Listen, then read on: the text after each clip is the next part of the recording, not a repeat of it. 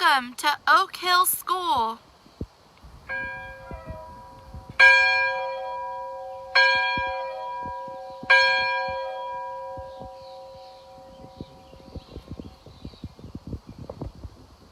Welcome students to Oak Hill School this morning. Now, typically when students arrive at Oak Hill, would sit on the right side of the room. Boys and girls did not sit on the same side of the room. They each have their own space. Now this is what the schoolhouse looked like in 1893, so well over 100 years ago. And it served the Knob Creek community, which is now part of Johnson City. And the parents in that community would send their children to this schoolhouse. Now it's a one-room school, meaning this is as big as it was.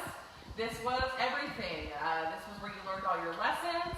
This was also the cafeteria. It could be used as the gym. You'd have all your extracurricular activities here, like music and art. So everything happened here in this one room. So we're going to go a little close down to the front.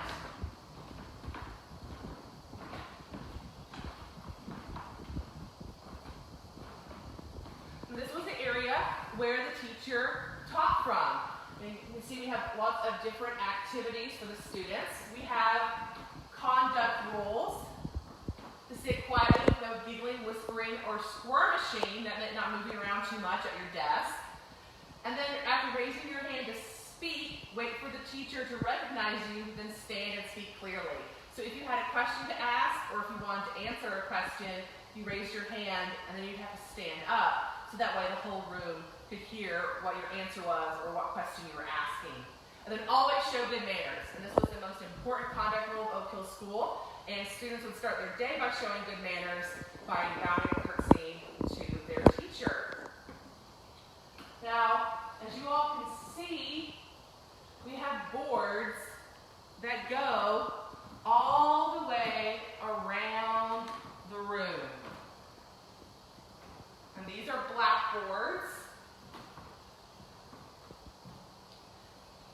When you all do your lessons from school or from home today, what do you use to do your lessons on? Do you use blackboards or chalkboards? You probably use whiteboards. Some of you might use smart boards, and definitely computers. You're probably using more computers. Of course, they don't have that in the 1890s. So they're going to be using these blackboards, and there is a reason they go all the way around the room. You all think on it for a moment as we scan the room. Think about why these boards might go all the way around the room. And then think about how many grades you'd have in this room all together.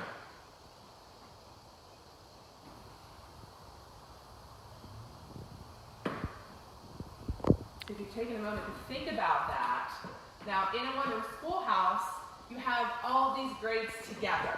So in Oak Hill School, you have 1st through 8th grade all in this one room learning at the same time. So that's a really big gap in ages. And you usually had one teacher, one school marm, and if you had a male teacher, he was called a schoolmaster. So school marm, schoolmaster, a little different terminology than we use today. And they were responsible for the education of all these students from 1st through 8th grade. So that's part of why you have these boards all the way around the room. And if you all saw, they all had different lessons on them. Some of them have math, some of them have English, some have history. And that was so that the teacher could be like, all right, students who are in the 1st and 2nd grade, you're going to look at this board for your lesson. And then the teacher could be like, all right, students who are in the 6th grade, you're going to look at this board for your lesson. So the students would know where they needed to look, because the teacher can't be with every single grade at the same time. So students taught themselves a lot of the time. Like, they know where they need to look, they do their lesson, and then they double check it with the teacher. Also, because this was a small community school, you had a lot of siblings who went to school together. So if you were an older student, it was kind of expected that if a younger student had a problem, that you would go and help them because the teacher was busy somewhere else. So once you got older, it was sort of your responsibility too to help educate the younger students. And most teachers who taught at small schools like Oak Hill School probably went to that schoolhouse and they started learning how to be a teacher in like 5th, 6th, 7th, and 8th grade. So they started learning how to do this early. Now, what happened when you got to 8th grade? Well, if you passed the exam, you graduated from Oak Hill School.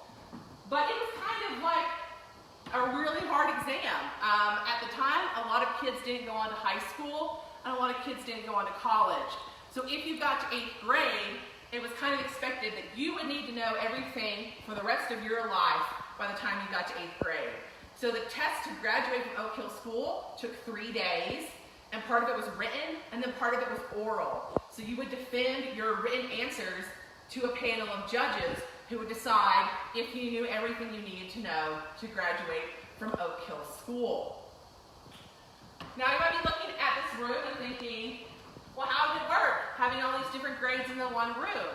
So we talked a little bit about the boards, but then also, if you were a shorter, younger student, you would sit up front. So that way your view of the board wouldn't be blocked. So younger students would sit up front, and then as you got older and taller, you'd move further back in the classroom. So your older students would be sitting further back, so they weren't blocking the view of the younger students. And this is also called working your way to the door, because as you got older and taller, further back, you get to 8th grade, you graduate, and you're out the door.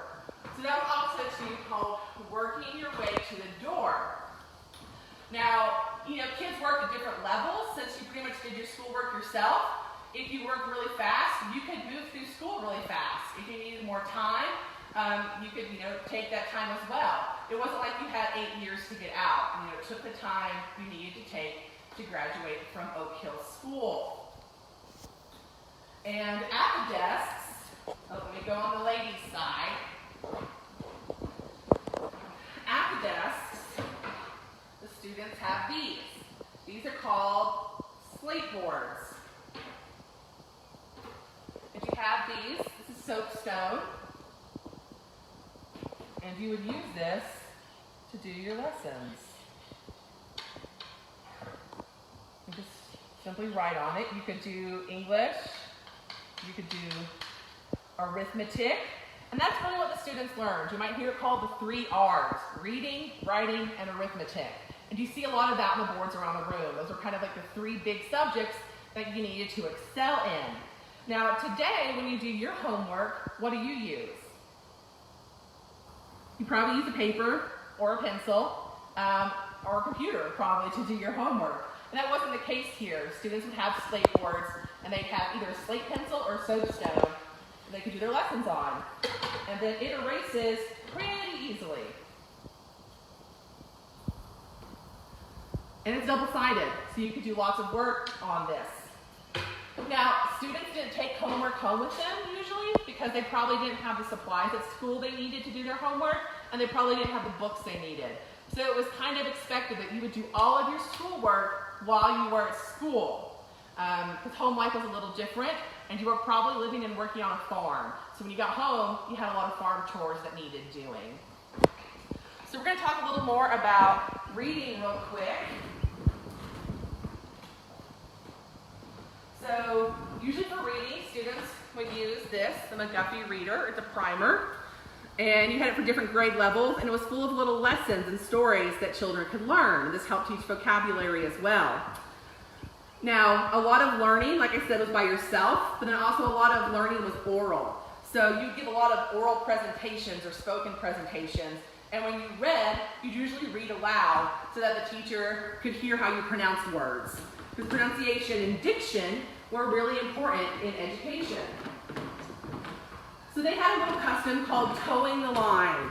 What that meant was the teacher would draw a line on the schoolroom floor, usually using chalk, and the student would find the lesson for the day they were reading and find the part of the lesson they needed to read, and then they would put their shoes right on this line. That was called toeing the line. You put your shoes right on the line, and this is where you would stand and read.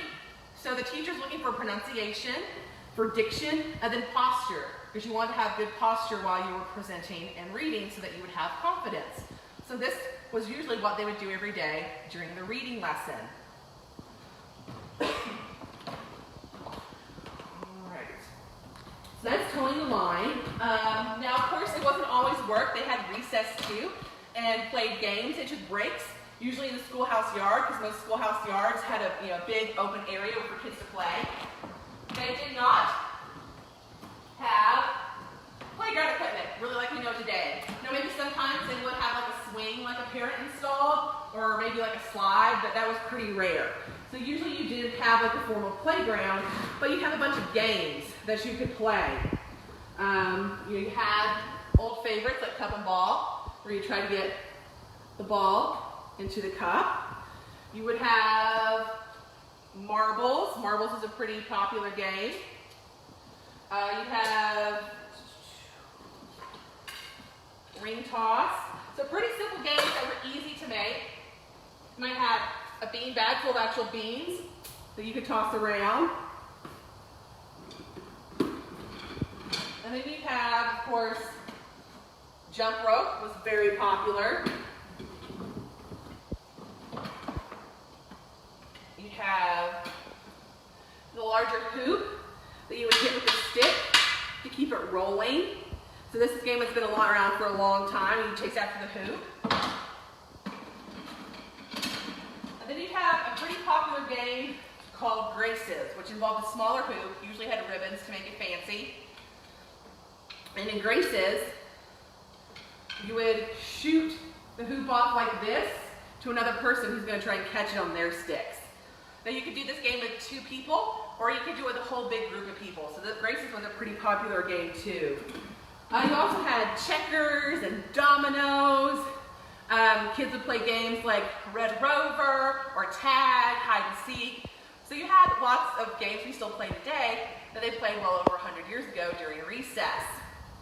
Now, of course, if you misbehaved, you might lose recess. But there are other sort of forms of punishment at a small schoolhouse. Now, of course, you had a lot of kids and one teacher. So, yes, 100 years ago, teachers, if you weren't on task, they would come around with like a switch or a ruler and crack you against the back of your hand if you weren't doing what you were supposed to. So students usually were very much on task. If you got into serious trouble, they might make you wear the dunce cap. And it was a cone with a giant letter D on it. And this stood for dunce, which really today kind of means stupid. It was meant to embarrass you, so you would never, do what you did again to misbehave. And the teacher would make you sit in the dunce chair and wear the hat. Sometimes you have to face the corner, sometimes you have to face your fellow students. Now we're looking at this today, and we're like, that's really funny looking, and it is. But in the late 1800s, if this happened to you, oh, it was not funny. Because there was no rule that said you had to go to school. Today we have education laws that say you need to go to school, you need to get an education. 1890s, you don't have that. So if your parents sent you to school, that meant they really wanted you to be there. So if you misbehaved at school, oh, you best believe your parents were going to know about it by the time you got home. A couple other things the teacher might do if you misbehave.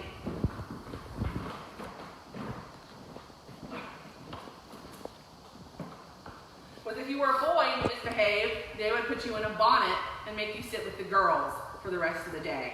And this was another form of embarrassment to make sure that, you didn't do what you did again so that you wouldn't get in trouble again. And then another thing was this little circle right here on the wall. Looks pretty innocent, but this was another form of punishment. So the teacher would draw a circle on the wall and make a misbehaving student go and stick their nose in the circle. And if you were a taller student, they're going to draw it shorter, so you have to lean over. And if you're a shorter student, they're going to draw it taller, so you have to stand on your tiptoes to keep your nose in the circle, because they didn't want you to be comfortable, because you were being punished for misbehaving, so they didn't want to be comfortable, so that again, you would remember how that felt, and you'd be like, I don't want to do that again, because I don't want to go put my nose back in the circle. So we're going to open it up to questions. If you all have any questions about anything about the schoolhouse that you would like to ask, feel free to talk about it and ask us any questions. And we actually have a question. Awesome. What about the Pledge of Allegiance? Did students at Oak Hill School say the Pledge of Allegiance? They did, but it was a little different than the Pledge of Allegiance as we know today. Now, usually in school, you start the day with the Pledge of Allegiance. In 1893, the Pledge of Allegiance was brand new. And you can actually find that if you Google Francis Bellamy, Bellamy, and he has his original version of the Pledge of Allegiance, which was written in 1892. And he only meant for it to be a poem, but then it's going to turn into something much more. And it was supposed to commemorate an event that happened in 1492. So if you look at the date 1492, does anybody know a really important event, especially in American history, that happened in 1492? It involves the ocean blue and the explorer. Oh, I know. Yes. Is it Columbus? It is Christopher Columbus. So Francis Bellamy's poem in 1892 commemorated 400 years since Columbus's expedition. Now, the original Pledge of Allegiance is a little different from as we know it today. It's going to change a couple times throughout history, and I encourage you all to look that version up and talk about what's different and what's the same. But yeah, they would have incorporated that version of the Pledge of Allegiance in their studies. Great. We have another question.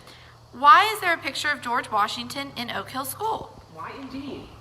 So George Washington, of course, he is the first president of the United States, founding father, and most schoolrooms are going to have a picture of George Washington. The two people you have pictures of the most often in your buildings in the late 1800s, you have George Washington or you have Abraham Lincoln, who was also a very important president.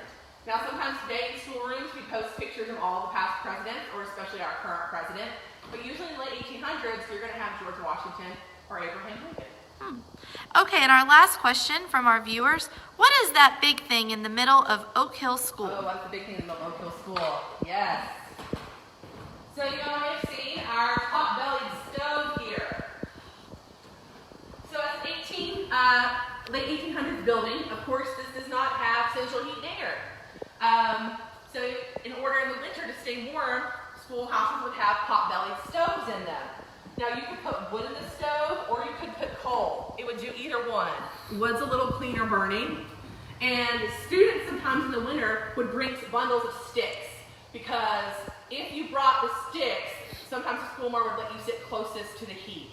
Because it's going to put out a lot of heat right around it, but that heat's not going to go very far back and the heat's not going to go very far to the front. So if you're in the back of the classroom, you're still going to be pretty cold. Now, of course, it would have been really warm. So while it was going, you wouldn't want to touch it. But remember how I said a schoolroom could be like a cafeteria. And that's because students during the winter would bring like potatoes and stuff to sit on the edge of the stove to keep warm until lunchtime.